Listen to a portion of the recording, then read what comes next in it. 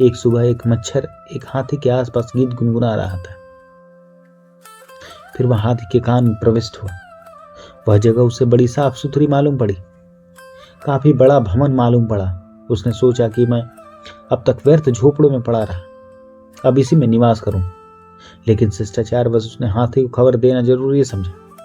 उसने बहुत जितनी तेज आवाज वह जुटा सकता था उतनी आवाज में कहा कि सुनते हैं महाशय, मैं एक भूतपूर्व मच्छरों का मंत्री 20 साल तक दिल्ली रहा हूं और अब इस भवन में निवास करना चाहता हूं। Just to inform you. उसने कहा कि तुम्हें खबर देना उचित है, इसलिए मैं तुमसे कह रहा हूं। लेकिन पिछले चुनाव में मैं हार गया, तब से मैं सन्यासी हो गया और अब मेरा नाम स्वामी मच्छरानंद जगत गुरु है और मैं गौ आंदोलन चलाता हूं। तो आपको पता होगा, अखबार तो पढ़ते ही होगे, मेरी तस्वीर तो आपने देखी ही होगी, सारी दुनिया मुझे भली भांति परिचित है। आपका सौभाग्य है कि मैं आपके कान में अपना निवास स्थान चुना है। लेकिन हाथी को कुछ सुनाई न पड़ा। हाथी को तो पता ही नहीं चला कि कोई मच्छर क्या गुनगुनाता था, क्या कहता था। उसे पता भी नहीं चला कि कोई मच्छर आकर उसके कान में निवास कर लिया है। मच्छर के 2-4 शिष्य भी थे। उन्होंने मच्छर से भी कहा कि हाथी बिल्कुल जड़बुद्धि है, यह कुछ सुन ही नहीं रहा मालूम होता है, और यह हाथी तो हाथी, मच्छरों को छोड़कर सभी जड़बुद्धि हैं। उन मच्छरों ने कहा, आप जिस गौ के लिए जेल गए, जिस गौ के लिए इतना आंदोलन चलाया, मैं उस गौ माता के पास भी गया था। तो वह गौ माता भी हंसने लगी और उसने कहा कि कुछ ना कुछ पॉलिटिकल स्टंट होना चाहिए, कोई राजनीतिक चालबाजी होनी चाहिए, नहीं तो मच्छरों को गौ से क्या लेना देना। तो वह गौ भी फिक्र नहीं करती है हमारी, और हम उसके लिए जान खपाए दे रहे हैं, और यह हाथी से आप चिल्ला कर कह रहे हैं और कुछ सुन भी नहीं रहा। फिर वह मच्छर उस भवन में निवास करने लगा। वर्ष, 2 वर्ष, 3 वर्ष, उसकी न मालूम कितनी संततियां उस भवन में हुई और दुनिया की यात्रा पर निकल गई।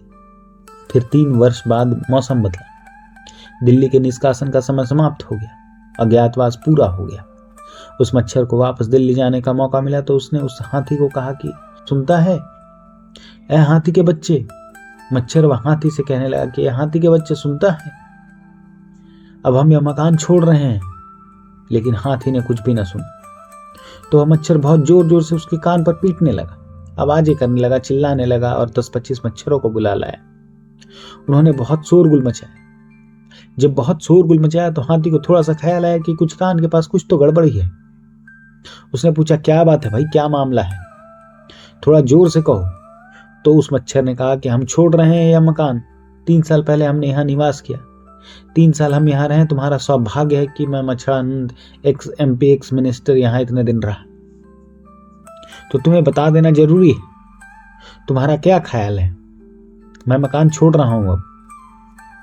उस हाथी ने कहा कि बड़े शौक से, बड़ी शांति से जाइए महानुभाव, आप में मेरा रस और उत्सुकता उतनी ही है जितनी आप जब आए थे, और उतनी ही जाते समय भी। न मुझे पता है कि आप कब आए थे, न मुझे ध्यान है कि आप कब जा रहे हैं। आप शांति से जाइए। इस मच्छर का क्या पागलपन है, इसको क्या हो गया है। आदमी का भी क्या पागलपन है, आदमी को भी क्या हो गया है। घोषणाएं कर रहे हैं हम अपने अहंकार की कि मैं फला हूं, मैं फला हूं। जानते हो मैं कौन हूं? न चांद तारे सुनते हैं, न आकाश सुनता है, न पशु पक्षी सुनते हैं, न पौधे सुनते हैं, न तितलियां सुनती, न राह के पत्थर सुनते हैं, कोई भी नहीं सुनता। हम चिल्लाए जा रहे हैं कि जानते हो मैं कौन हूं। सारे जगत में कोई भी नहीं सुनता।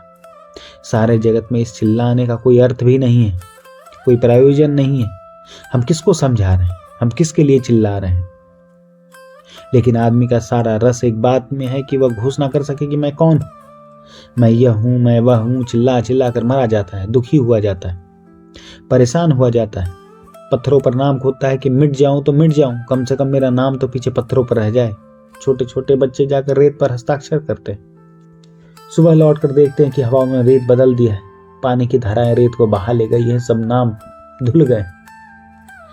बूढ़े बच्चों पर हंसते और कहते हैं, पागलों, रेत पर दस्तखत करते हो, रेत पर दस्तखत कैसे टिकेंगे, सख्त चट्टान पर नाम खोदना चाहिए, मंदिर में पत्थर लगवाना चाहिए, सख्त चट्टानों पर खोदना चाहिए। ये बात बूढ़े कहते हैं। बस बूढ़े और बच्चे में इतना ही फर्क है।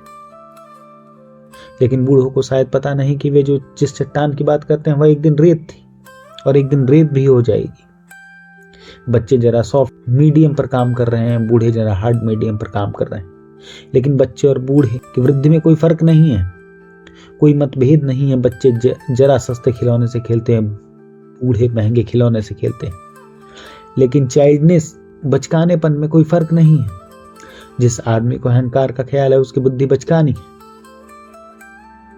उसकी बुद्धि अप्रौढ़ है, मैच्योर है, उसे जीवन का कोई पता ही नहीं।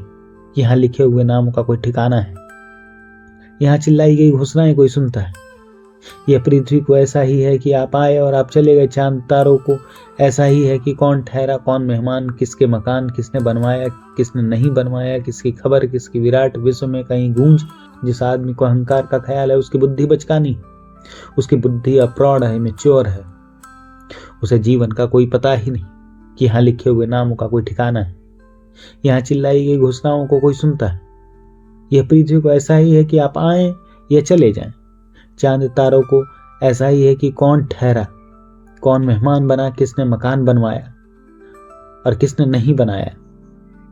इसकी कोई खबर इस विराट विश्व में कहीं नहीं गूंजेगी, कहीं कोई अंकन नहीं रह जाएगा। यह लेकिन हमारी सारी चेष्टा यही है, हमारे जीवन का सारा उपक्रम एक ही केंद्र पर घूमता है कि मैं अपने आप को सिद्ध कर दूं।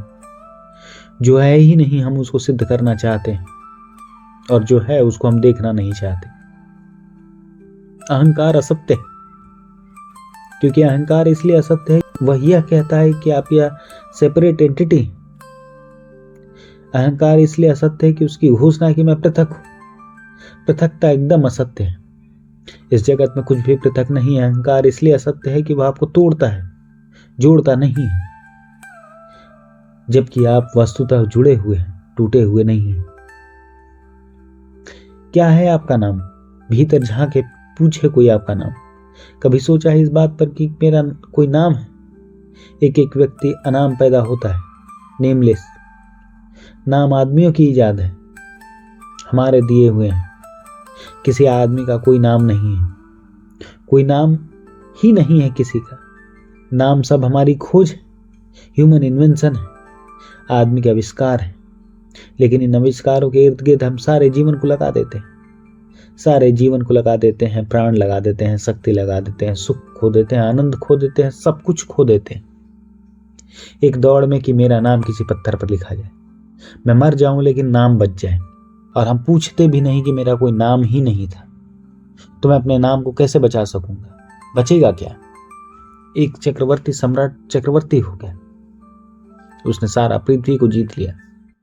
चक्रवर्तियों को एक विशेष बात का मौका दिया जाता था, और वह कि वे स्वर्ग में प्रवेश करें और स्वर्ग में सुमेरु पर्वत पर अपने हस्ताक्षर कर दें। सुमेरु पर्वत सबसे हार्ड मीडियम है जगत में, वह सबसे सख्त पत्थर है। कल्प बीत जाते हैं, उस पत्थर में कोई परिवर्तन नहीं होता। महाकल्प बीत जाते हैं, वह पत्थर वैसा ही अडिग बना रहता है। तो चक्रवर्तियों को यह सौभाग्य मिलता था। इसी सौभाग्य को पाने के लिए आदमी चक्रवर्ती होना चाहते थे। फिर एक आदमी चक्रवर्ती हो गया, उसने सारी पृथ्वी जीत ली। फिर वह बैंड बाजी लेकर शोरगुल करता हुआ स्वर्ग के द्वार पर पहुंचा। उसने पहरेदारों से कहा कि रास्ता छोड़ो, मैं चक्रवर्ती हो गया हूं, मैं दस्तखत करूंगा अपने। पहरेदार खूब हंसने लगे।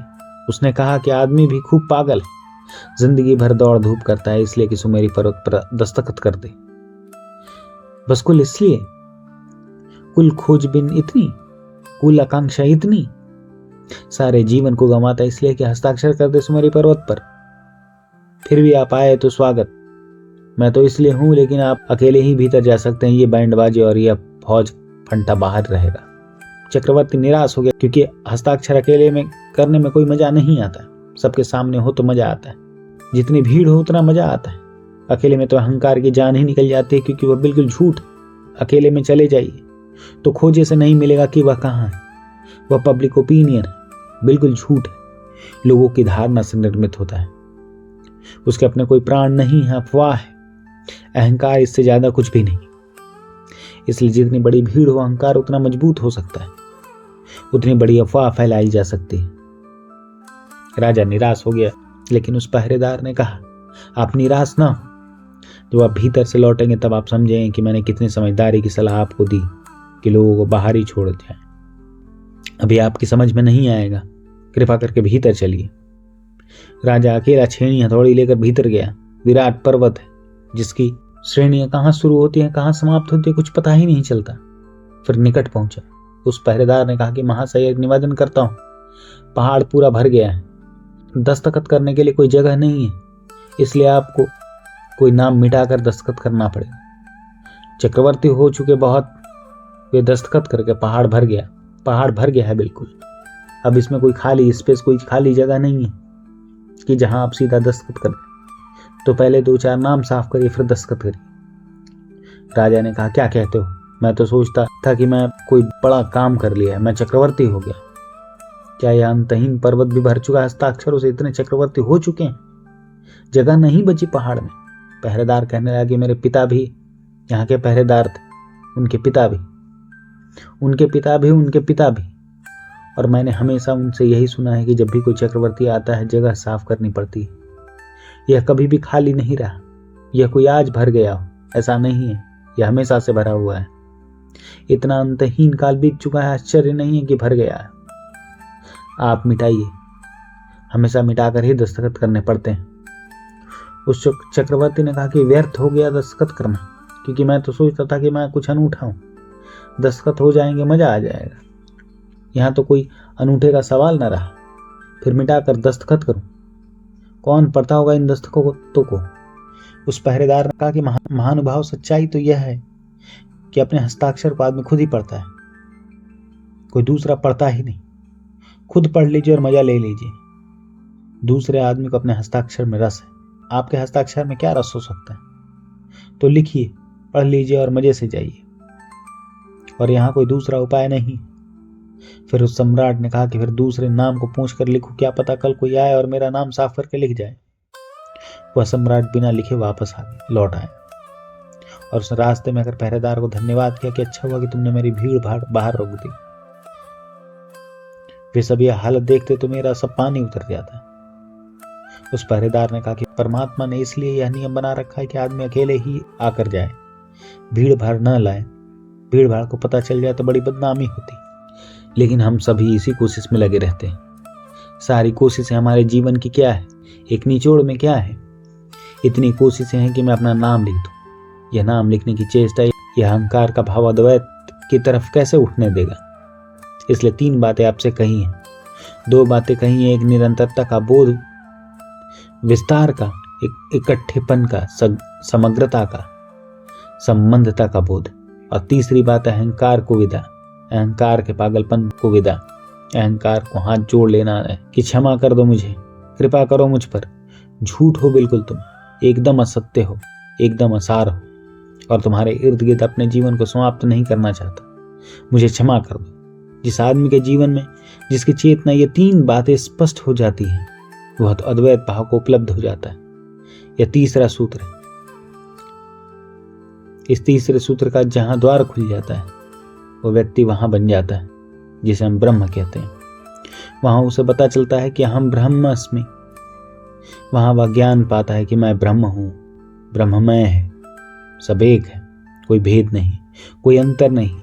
जीवन एक अनंत निरंतरता संबंधता है, और इस जीवन का जो अनुभव है वह अमृत का अनुभव है। व्यक्ति मरते हैं, संबंध जीवन अमर है। व्यक्ति मिटते हैं, संबंध जीवन के मिटने का कोई उपाय नहीं। बूंद बनती है, बिखरती है, सागर बने रह जाते हैं। अस्तित्व सदा है, रेखाएं बनती हैं, पुछती हैं। वृक्ष बनते हैं, गिरते हैं, बीज अमर है, इसलिए ब्रह्म अमर है, इसलिए आत्मा अमर है।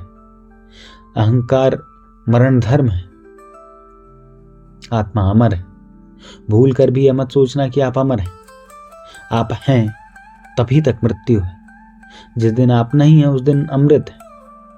अद्वैत अमृत की उपलब्धि है, अद्वैत शाश्वत जीवन की उपलब्धि है, अद्वैत ब्रह्म की उपलब्धि है। अगर विचार पसंद आ रहे हैं तो चैनल को सब्सक्राइब जरूर करें। धन्यवाद।